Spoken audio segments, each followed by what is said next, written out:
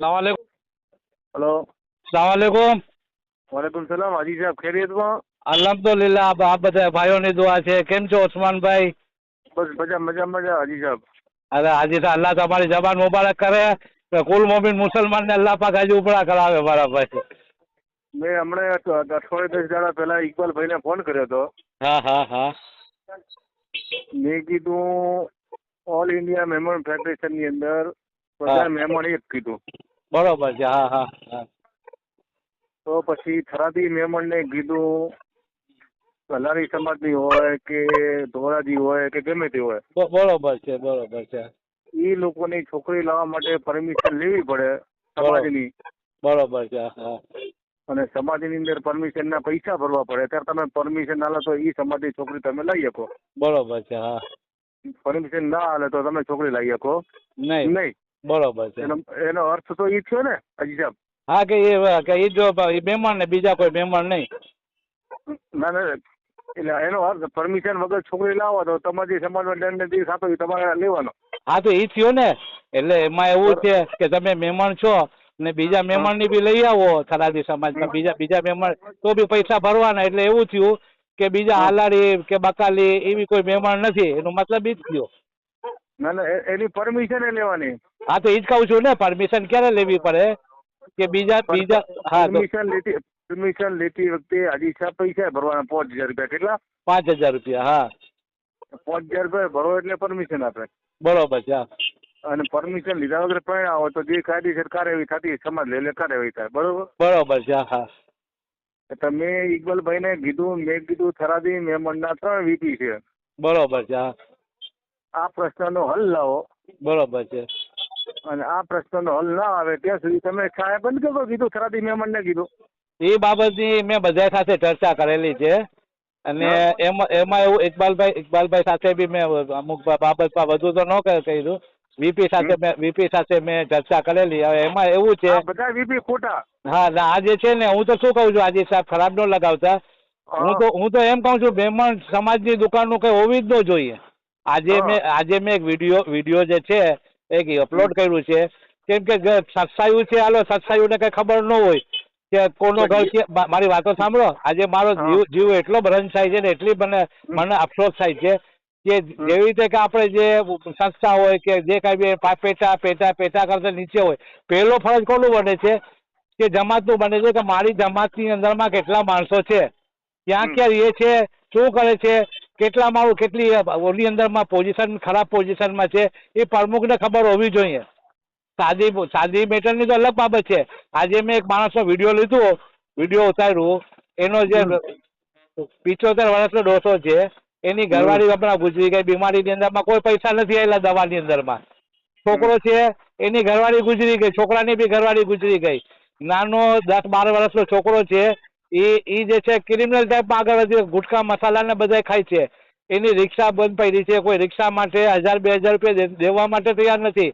ઘરમાં જોવો ને તો આપણે એમ લાગે કે આપણે ઉકેરા માર્કેટની અંદર ગટરની અંદરમાં હોય ને, ગટરમાં ઉકેરા ગટરથી બચકાર છે ને એનું ઘર છે।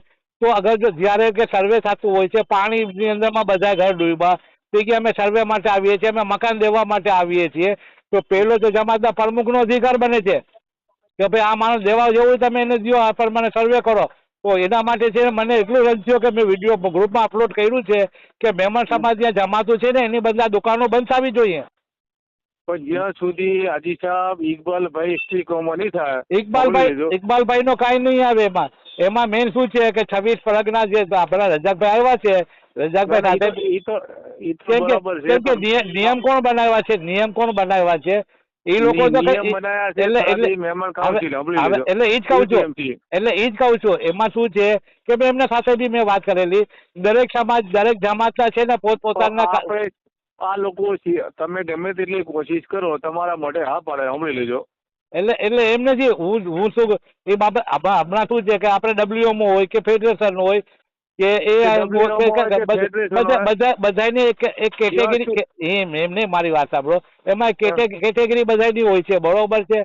તો હું તો એક જ વાતને ઉપર આવું છું કે આ બધું શું કામ હોવું જોઈએ પરમિશન ને આ બધું મહેમાન જમાતું જ બંધ કરી નાખવાની। મહેમાન જમાતું બંધ, મહેમાન જમાતું બંધ કરે તમે હાજી સાહેબ હા ગમે તેટલા ઊંચા નીચા થશો સાંભળી લેજો. તો હું જ કહું છું ને હું